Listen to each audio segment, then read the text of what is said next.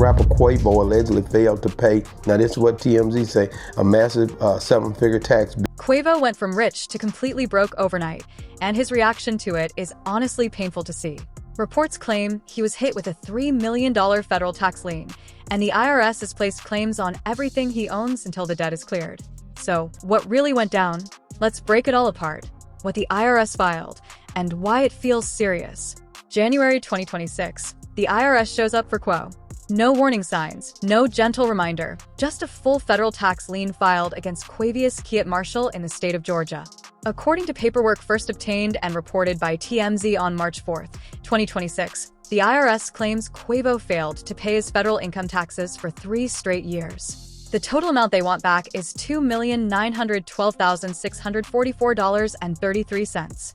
That figure didn't appear instantly. It grew. The IRS says $915,660 is owed for 2021, $887,486 for 2022, and $1,094,779 for 2023. Each year the amount increased. That pattern isn't random. It represents 3 years of penalties and interest building on top of unpaid taxes. The internet noticed the TMZ report immediately. Here is how one commentator analyzed the numbers in real time. The IRS claim Quavo owes $915,000 on one event in 2021, and in 2022 he ate $887,000. Almost $2 million short before you even reach the 2023 amount. And then in 2023 he owed $1.1 million, bringing his total to $2.9 million that he owed. Now, let's be clear about what a federal tax lien actually means, because many people read the headline and imagine federal agents breaking down doors. That is not what this is, at least not right now. A federal tax lien is the government's legal claim placed on every asset a taxpayer owns. Homes, cars, bank accounts, royalty income, future earnings, the entire portfolio is tied up until the debt gets paid. The IRS files it after they calculate the tax owed, request payment, and receive no response. Coverage from Billboard on March 4, 2026 even quoted the wording directly from the filing. "We have made a demand for payment of this liability, but it remains unpaid. Therefore, there is a lien in favor of the United States on all property and rights to property belonging to this taxpayer." In simple terms, the government is now first in line for everything Quavo owns. Want to sell the mansion? The IRS gets paid first. Attempt to shift assets? The IRS already has a claim on them. It does not mean property is seized immediately, but it does mean the government holds a strong legal grip over the entire situation until the balance is settled. The lien was filed in the state of Georgia, where Quavo lives and where many of his assets are based. The timing becomes even more striking when you look at the bigger picture. In December 2025, only weeks before this lien hit Quavo, the IRS had just lifted a lien on his Migos fan-made Offset after Offset paid off his own $1,575,266.73 tax debt for the 2022 tax year. Offset settled his issue. Quavo did not.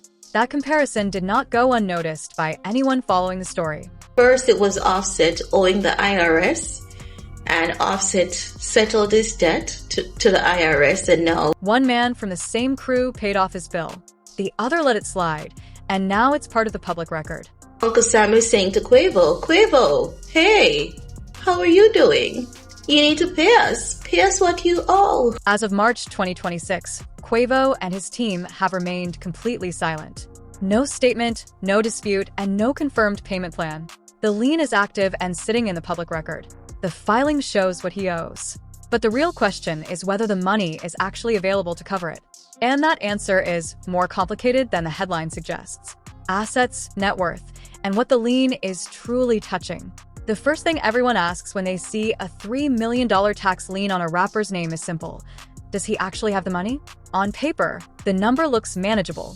Celebrity Net Worth updated its estimate in March 2026, directly referencing the IRS filing, and listed Quavo's net worth at about $40 million. That estimate is based on the Migos-era earnings from album sales, streaming numbers, and worldwide touring between 2013 and 2022, along with solo income from his album Quavo Huncho and numerous feature appearances. It also factors in the current value of his Alpharetta mansion, his car collection, and his share of the group's publishing rights and master recordings. The $2.9 million lien is already subtracted from that total. So on the surface, it looks simple. A $40 million man dealing with a $3 million problem should only need one phone call to fix it. But that calculation assumes the entire $40 million is liquid cash. It isn't. And that is where the Real story begins. A lot of times, just because you see somebody look a certain way, doesn't mean that they are living that certain way. Doesn't mean that their finances is projected. The image and the actual finances are two completely different things. They always have been. And the gap between what a rapper appears to own and what he truly has available in real cash is one of the oldest traps in the game. He got it, and the next thing you know, IRS is knocking at your door because you really didn't have it like that, and you didn't calculate, you didn't carry the one. So what does the lien actually cover? Start with the property. Public records confirm that Quavo purchased an approximately 11,000 square foot mansion in Alpharetta, Georgia in January 2020 for $1,885,000, negotiated down from a $2,098,000 listing. Coverage from Billboard in March 2026 specifically pointed to that Alpharetta property as the main real estate asset connected to the lien. No additional properties have appeared in any court-related filings tied to this situation. Then there is the car collection. Quavo's documented lineup includes a Rolls-Royce Cullinan, a McLaren 720S, a Lamborghini Aventador, a Mercedes-Maybach GLS, and a Mercedes-Benz G-Class. All of those count as personal property that falls under the broad reach of a federal lien. As of March 2026, no seizure actions involving any of those vehicles have been reported. Beyond the physical assets, there are also the intangibles. That includes his share of the Migos catalog, solo royalties, and income from featured appearances. Those revenue streams continue to generate money, but the specific numbers behind them are not itemized in public filings. I'm not saying that they broke. I'm just saying it's a lot go with it. Just because a person is rich doesn't mean they're rich, because if their finances are not allocated correctly. That word allocated is carrying all the weight in this discussion. A $40 million net worth on paper, a mansion, 6 cars, active tour dates, and yet somehow there's still $3 million in unpaid taxes stacked across 3 straight years. They broke. You can have a guy that's got 10 million, but he's 30 million in debt. That guy's broke. He don't know how to deal with finances well, but he still has the big home. No bankruptcy filings, no wage garnishments, and no additional liens beyond this federal one have been reported anywhere as of March 2026.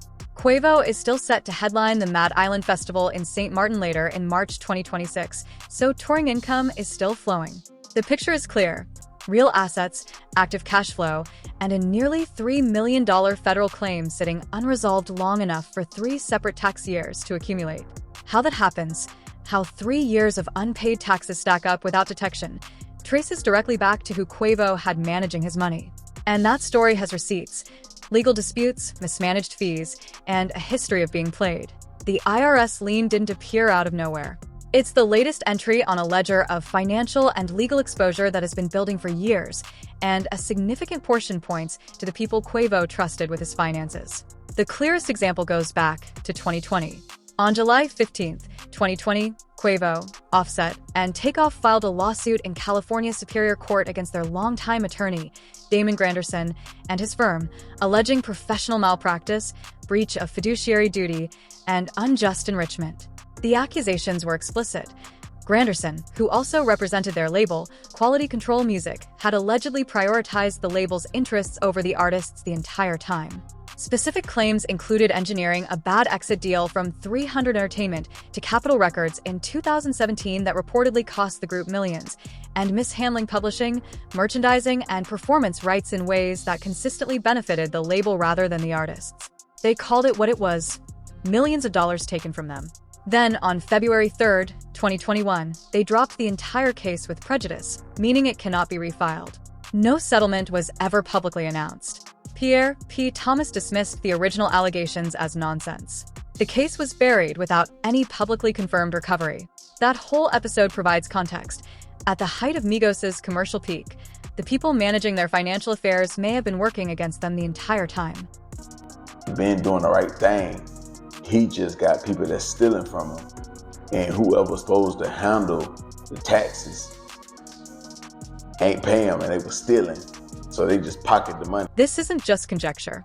It's a documented pattern in the industry, and it's exactly what multiple sources connected to Quavo's situation have been highlighting since the lien became public. A lot of artists be going through that. It's just sometimes, or most of the times, the artists will catch it before the IRS put it all over the blog. The difference between artists who catch problems early and those who end up on TMZ usually comes down to how involved they are with their own finances, whether they're in the room when the accountant runs the numbers, or just trusting someone else to handle it while they spend freely. On top of management disputes, Quavo has been facing copyright lawsuits. In September 2024, Louisiana rapper Elmont filed suit in California, claiming Quavo's 2018 track, Bubblegum, from Quavo Huncho copied substantial elements from Elmont's 2015 song of the same name, a track Elmont says he personally gave Quavo on a demo CD at a 2016 concert. Elmont claims he never received credit, payment, or even a conversation about it. That case remains active as of March 2026. Then, in April 2025, visual artist Daniel Arsham filed a federal lawsuit in the Southern District of New York against Quavo, Quality Control Music Publishing, and HIB America, alleging that a promotional video for Quavo used an unauthorized rendering of Arsham's 2018 sculpture Quartz Eroded 1961 Ferrari GT without permission or credit for commercial gain. Arsham is seeking both an injunction and damages. No resolution has been publicly reported as of March 2026. Neither copyright case has yet produced a verdict against Quavo, but both are active, require legal defense, and add weight to an already complicated situation. Then there's the case that already went to trial and already produced a bill. On September 25, 2024, a Las Vegas jury ordered Quavo to pay $682,000 in compensatory and punitive damages to hotel valet Antonio Henry over a 2018 incident at the Encore Hotel, where Quavo slapped Henry following a dispute over moving a vehicle. Surveillance footage was entered as evidence. Quavo testified and admitted to the slap. His defense tried to frame the lawsuit as an opportunistic hip-hop lotto ticket, but the jury rejected that argument. As of March 2026, no appeal or satisfied judgment has been reported, meaning the $682,000 verdict remains an open financial obligation alongside the IRS lien. I don't think he was over his money. He probably had a financial advisor or accountant that was over it that didn't do right. Stack the Granderson malpractice suit, the valet verdict, the two active copyright cases, and the IRS lien together, and what you're seeing isn't a single bad break. It's compounding financial exposure stretching back to 2018, hitting in waves rather than all at once. Most of that strain was already in place before the single event that affected Quavo harder than any court ruling ever could: Takeoff's death, the collapse of Migos, and the cost of grief. November 1st, 2022. Outside 810 Billiards and Bowling in Houston, Texas, Takeoff, real name Kirsnick Ball, Quavo's nephew and the third leg of Migos, was shot and killed at a private Halloween party. Quavo was there. He walked away. Takeoff did not. Just weeks before, they had released a joint album, only built for Infinity Links, and were in the middle of a duo touring run. Takeoff was 28 years old. Financial fallout began almost immediately and hasn't let up.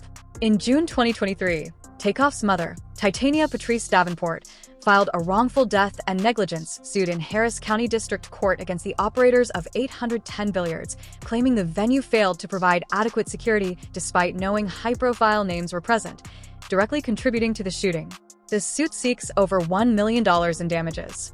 Quavo's assistant, also present that night, filed related claims. As of March 2026, no settlement or verdict has been publicly reported. Takeoff died intestate, without a will. His estate, estimated around $26 million and composed primarily of his share of Migos' catalog, streaming royalties, property, and vehicles, falls under Georgia's intestacy laws. With no spouse or children, Georgia law splits the inheritance between his surviving parents, Titania Davenport, and his biological father, Kenneth Ball, who had minimal involvement during Takeoff's life but intervened in the wrongful death suit in late 2023 to assert his own claims. No will, no clear guidance, and a state administrator trying to manage ongoing royalty streams amid family tensions in the courts. For Quavo personally, Takeoff's death ended his most productive working relationship outside the full group.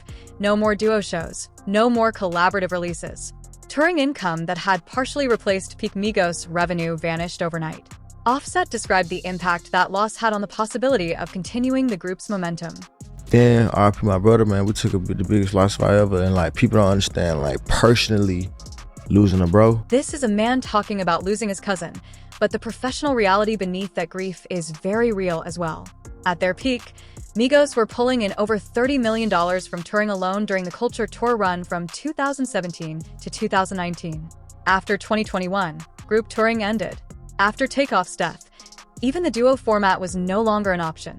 Don't want to continue that. Like, it ain't the same juice, bro. What replaced that group-level income were solo projects and feature fees, variable earnings, smaller guarantees, and none of the collective brand power that Migos commanded when all three members were performing together. The Migos took a big hit ever since Takeoff lost his life. Ever since, really. Quavo has discussed in interviews the financial lessons he learned during the Migos era, including admitting to habits like keeping large sums of cash at home rather than channeling it through proper financial structures. In a 2023 Revolt TV interview, he framed these as lessons he was correcting, but he deliberately did not tie any of it to the IRS lien. He didn't have to. The tax years the IRS is now billing him for, 2021, 2022, 2023, almost perfectly overlap with his period of grief. The IRS doesn't care about trauma. The clock keeps running regardless. I was about to drop an album and that happened, and the album, I didn't want to do music. I didn't want to do, I had to say something, I didn't want to talk about it. Offset said it plain. I ain't really found nothing that could, to handle it, you know? Yeah. But, you know, I got kids, I got sons looking up. Offset put it plainly. I ain't really found nothing that could, to handle it, you know? Yeah. But, I got kids. I got sons looking up. Grief shuts down decision-making. It pulls attention away from paperwork, accountants, and the people managing your money. And in the case of a man who already had evidence that some of those people weren't acting in good faith, that mix is exactly how 3 years of unpaid taxes pile up unnoticed until the lien hits the public record. Takeoff's death broke both the group and the income structure at the same time. But the fallout didn't stop there. What followed between Quavo and Offset turned the personal fracture into a fully public split, costing both men in ways beyond emotion. After Takeoff's death, the cracks between Quavo and Offset went from quiet tension to something the entire internet could witness. It didn't happen in a single moment. It unfolded slowly. Deleted tweets, cryptic posts, podcast comments, third-party reports, and low-level friction ran through 2023 into 2024 without ever fully exploding. The financial friction had existed before the death. Multiple outlets reported that Offset felt shorted on certain Migos financial arrangements, particularly performance money and merchandise splits from their peak 2017 to 2019 tours. He alluded to it in scattered posts and interviews. No precise figures were made public, but the narrative of money disputes between them became a recurring theme. Then the 2023 Grammy Awards brought it front and center. Offset claimed he was physically blocked from participating in the In Memoriam tribute for Takeoff, sparking reports of a backstage altercation involving Quavo's team. Offset denied that an actual fight happened but confirmed the tension was real. Two men grieving the same person in the same room, standing on opposite sides of a dispute. That's the kind of thing that doesn't heal quickly. The family dimension added another layer. Takeoff was Quavo's nephew and Offset's biological cousin. Offset publicly said he felt excluded from the immediate family response after Takeoff's death. Quavo's tributes focused on his own bond with Takeoff without acknowledging Offset. Two men experiencing legitimate grief, processing it in ways that put them directly at odds. The financial consequence of that split was the permanent shutdown of whatever commercial infrastructure Migos still had. No reunion tours, no joint releases, no collective leverage for brand deals or festival headlining guarantees. Both men were left to move independently, with a full Migos name still generating royalties, but no new business flowing from it. Before the Takeoff chapter, there was another reputational hit lingering for Quavo since 2021, tied to a relationship. In March 2021, CD ended things publicly on Twitter with a statement pointing at infidelity. "I'm single. I've endured too much betrayal and hurt behind the scenes for a false narrative to be circulating that degrades my character. Presents don't band-aid scars, and the love isn't real when the intimacy is given to other women." Quavo responded the same day, expressing disappointment, but not directly addressing the cheating allegation. Less than 2 weeks later, TMZ released surveillance footage from 2020 showing a physical altercation between the two in an elevator at CD's apartment complex. The Breakfast Club covered the incident when it broke. Well, this video has surfaced of Quavo and Sweetie getting into a scuffle on an elevator, and the altercation was actually obtained by TMZ. The footage exploded online like a grenade. Like, I watched the video and it just seems like a very toxic situation for both of them. She's swinging at him, he's moving out the way, and it seems like they're fighting over the bag, grabbing on each other. 2 years after it surfaced, Quavo was still carrying the weight of the incident. In a July 2022 GQ interview, he said, "I don't like what people think. When they saw the elevator thing, they thought it was abusive, something crazy." No charges were ever filed, and no civil case followed between them. The most tangible financial fallout was a customized blue Bentley Quavo had gifted CD for Christmas 2020, which he reclaimed after their split. CD confirmed the repossession in a September 2022 interview, noting she had purchased her own Rolls-Royce independently. No major endorsements were reported lost, and no civil judgments were filed, but the image damage lingered, following Quavo through one of the most turbulent stretches of his career. By 2025, signs of reconciliation emerged between Quavo and Offset. Offset confirmed on a podcast that the two now speak every other week, calling previous disputes normal family bumps and noting that their bond had been restored. Me and Quavo talk every other week, man. Because it be the internet trying to do some more, but with us, it ain't. That's what it ain't about that. That feud had cooled, but the damage it caused, collapsed group income, the gap in individual revenue, and the loss of the financial infrastructure Migos provided, was already embedded in the years the IRS is now billing Quavo for. End of the day, man. It's family. End of the day, man. You gonna bump head with your family sometime. Pull it all together. The attorney who may have worked against them, the valet verdict, the copyright cases, the collapse of Migos, Takeoff's murder, the Quavo, Offset split, the elevator footage, and the IRS lien. And it's clear this isn't a random event. It's the bill at the end of a long run where everything that could go wrong did, and nobody with the right access was monitoring the money closely enough to prevent it from hitting the front page. Commentators tracking the situation have a practical view on how Quavo could work his way out from under it. I think he could pay like an M up front, 1.5 up front, and telling you pay him $50K a month, $40K a month, $60K a month. The IRS negotiates. Payment plans are available. The government would much rather collect in installments than spend years pursuing assets through levy proceedings. A lot of motherfuckers had tax problems and they bounced back. So, wow, he may be down to his last couple of M's. It don't matter if in the next year or two, he gonna turn that bitch back up to 10, 15, to 20 M's. The record has been public since March 4th, 2026. Every day the lien remains unaddressed is another day penalties and interest accrue. The next move is entirely up to Quavo. Thanks for watching. If you enjoyed this, keep the adventure going by clicking one of the suggested videos on your screen for more great content.